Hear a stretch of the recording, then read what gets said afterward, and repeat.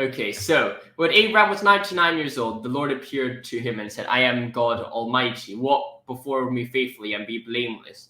Now make my covenant between me and you and will greatly increase your number.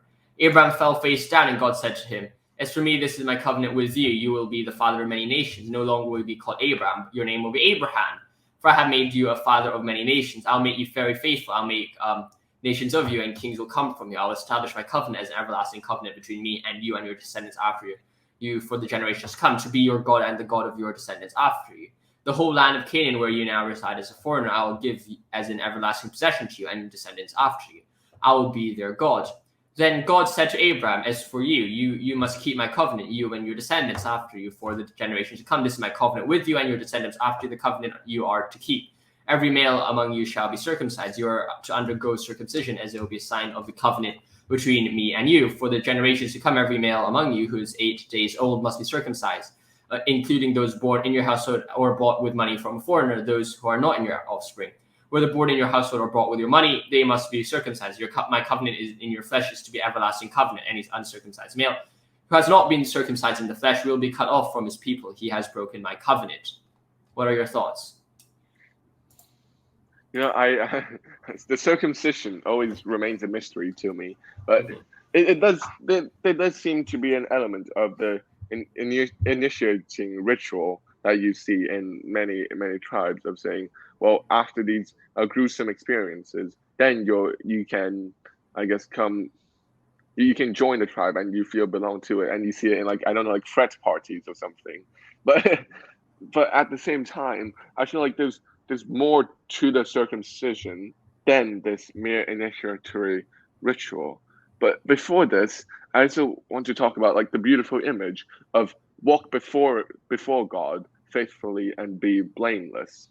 And this, we talked before, this walking with God and walking before God is this recurrent imagery that happens in the Bible, and I just find it extremely beautiful. It's kind of, we said it's a very intimate image of sort of strolling and then talking. So here, the God is at once of authoritative and personal, and so I think it's like the true father should be like this. There's this authoritative part of it, this voice from above that commands you to do something, but at the same time, it's a figure that you can walk along with. And that's a very interesting idea and something we can definitely build upon it. I personally think that when you look at the situation, you see it such that you can have the idea that Abraham, or when you are holy, it's idea, or actually when you're human, you're meant to be the figurehead of Christ, or at least the embodiment of Christ on earth, such that you spread your life with others and the light with others. I think that's so true. It's the idea that, at the end of the day, if you look at who's a good Christian, it's not via their philosophy or their thinking, but rather how they live their lives. And it's kind of that representation where you best experience the love of God. That's definitely true in my life, and I'm sure it is true in most other people's experiences as well. And what do you think about circumcision, Josh? I think circumcision is more of a method. It's a representation, it's an analogy. It's not necessarily saying you have to be circumcised in the physical sense. Of course, here it's more physical, but often is the case when you look at these texts that the physical is the metaphysical, or the physical is the representation for a deeper truth. And it's the idea that in order for you to draw closer to the divine, it requires lifelong commitment and lifelong suffering or struggle. Suffering has too negative a connotation, but it requires a lifelong struggle. The idea of circumcision is from a young age. It's struggling at a young age, but it's something which stays with you and is a physical reminder with you for the rest of your life. But also, it's a very private part of oneself. Mm-hmm. So there's almost a sense that, linking with our previous discussion of Ishmael having this strife with his brothers, there's this almost break with the private into the universal that you see occurring in the biblical stories of saying, yes, after one.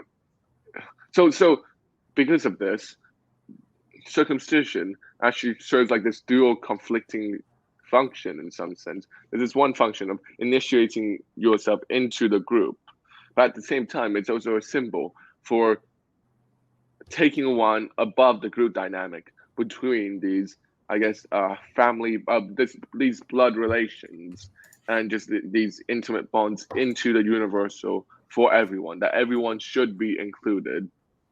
I think that's a very interesting idea, and definitely, I think the idea that it is private is so interesting because if you look at it, something being private, you have the idea that, well, even the most private existence or the most private experience is to be considered as part of the divine as well. And I think that is perhaps a possible reading or a possible thinking or philosophy or theory which you derive out of it.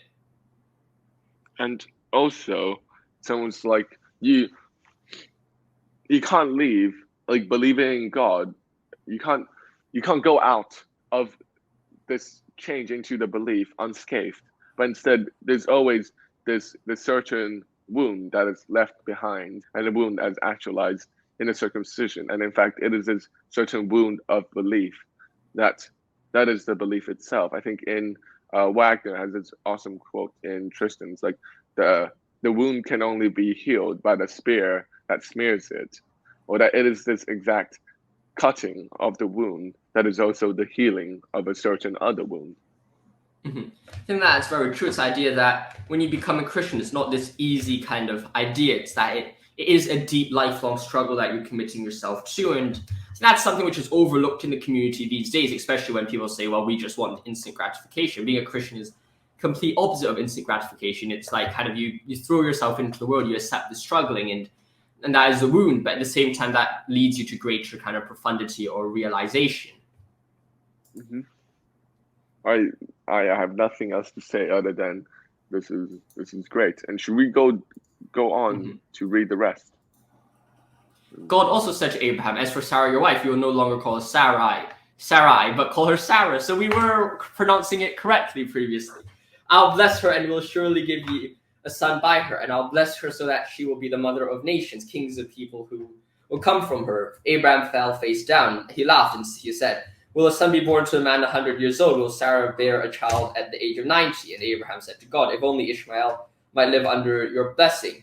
Then God said, yes, but your wife Sarah, she will bear you a son, and you will call him Isaac. I'll establish my covenant with him as an everlasting covenant for his descendants after him. As for Ishmael, I have heard you. I will surely bless him. I will make him fruitful and greatly increase his numbers. He will be the father of 12 rulers, and I will make him into a great nation. But my covenant I'll establish with Isaac, whom Sarah will bear to you by this time next year. When he finished speaking with Isaac, God went up from him.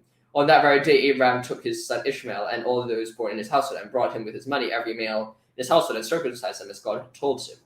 Abraham was 99 years old when he was circumcised, and his son Ishmael was 13. Abraham and his son Ishmael were both circumcised on that very day. And every male in Abraham's household, including those born in the household brought from a foreigner, was circumcised with him. Do you have any thoughts about it? Yeah, I have quite a lot of thoughts. First, I think it's true that circumcision is always this very violent procedure. And I think we don't feel it nowadays because there's all anesthetics and everything. But in the past, it must have been a very grave decision to decide to get circumcised, and it's much graver than anything we can imagine now. But to go above, if you look into the footnotes, very interestingly, Isaac means he laughs, and it almost parallels the meaning of Ishmael, which is God hears. So there's a, I don't know. Again, like the theme of the voice is recurrent, and also the theme of laughter.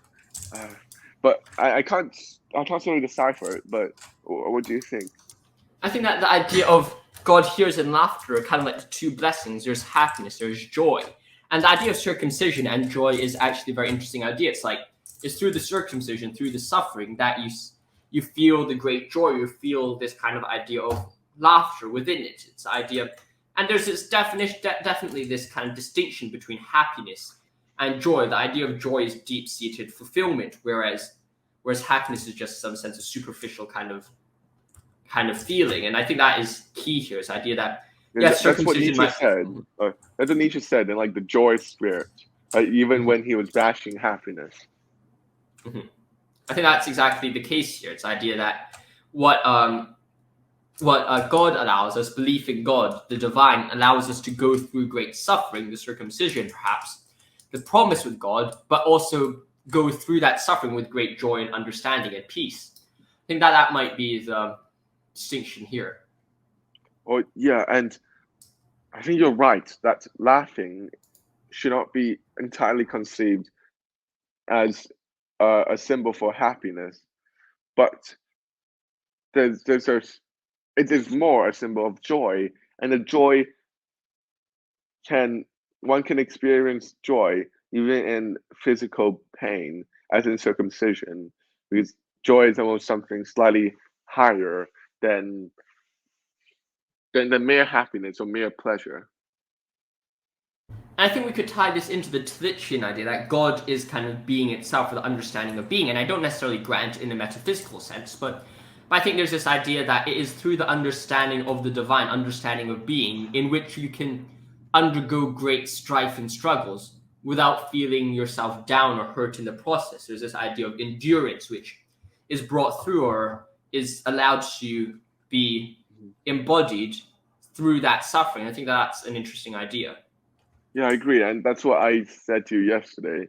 Like the the event is forged through the fidelity to the encounter, or in the Mhm. sense that the truth is revealed only when there's a certain opening that's given to you, perhaps a call from God. But then you have to be you have to have fidelity to the encounter with God in order for this encounter to turn into an event and for a truth to be revealed, a truth about the world or about yourself or about the divine.